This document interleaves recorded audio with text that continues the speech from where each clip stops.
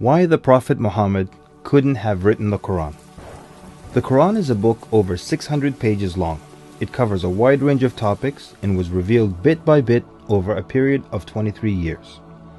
So if a man wrote the Quran, we already have a number of problems. If you're going to write a book like the Quran and claim it's from God, you can't make any mistakes.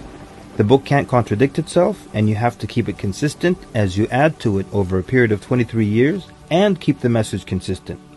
The grammar and style also have to remain the same. If the Quran is not from God, Muhammad would have to write it himself. That means in the middle of the Arabian desert, with no books around and being illiterate, he would have to know law, civil rights law, criminal law, family law, labor law, military law, personal injury law, real estate law, and tax law. He would have to know history. With little to no Christian presence in Mecca, he would have to know the stories and events in the lives of the prophets before him, the history of past nations, Judeo-Christian religious rulings, and he would have to know it well enough to somehow offer additional information and details not found in those books.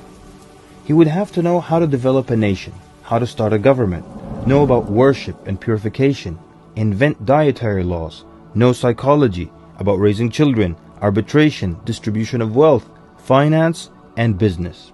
In the area of science, he would have to know embryology, oceanography, about plate tectonics, cloud formation, UV rays, know about plants, mountains, bees, the human brain, the Big Bang, and the expansion of the universe. And in order to make the book complete, he would have to have knowledge of the future so he can write things that will happen in the years to come. He would have to be a time traveler in order to insert his name and mention in the Bible. If he's claiming that the book he wrote is from God, it must not have a single solution that doesn't work. He must also keep his emotions and personal life out of the book. The book should not reflect happy times nor sad times in his life. The writing should not become cheerful and optimistic, nor sad and gloomy as if a human wrote it. But when you read the Quran cover to cover, you can't sense when his wife died, when his daughters got married, when his grandchildren were born, when he was victorious, and when he was defeated. To anyone who examines the Quran, it becomes perfectly clear that there is no way a man in the desert 1400 years ago could have written such a book. But what if it were a committee of brilliant minds, a secret society that is in charge of correcting, updating, and rewriting the Quran over the years?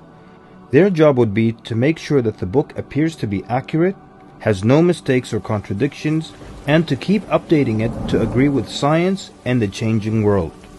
If that were the case, then there would be other versions of the Quran. Due to edits and improvements, we would have new edited versions and old versions with mistakes. You would be able to detect different writing styles and influences from the different authors. The problem with all of that is, there is only one Quran. So one man didn't write it, and a committee didn't edit it, so where did it come from? What if clever devils dictated and influenced a man to write the Quran? The question then would be, what kind of devil calls to good behavior, worshipping God, honoring Jesus, giving to the poor, and warns of the devil? Any way you analyze the Quran, you come to a clear conclusion. It could not have been written by a committee, a devil, nor the Prophet Muhammad. Since it's impossible for Muhammad to have written it, then that means he was truthful in that it is from God. If it is from God, that means he was a genuine prophet. And if he's a genuine prophet, then his message should be heeded and obeyed.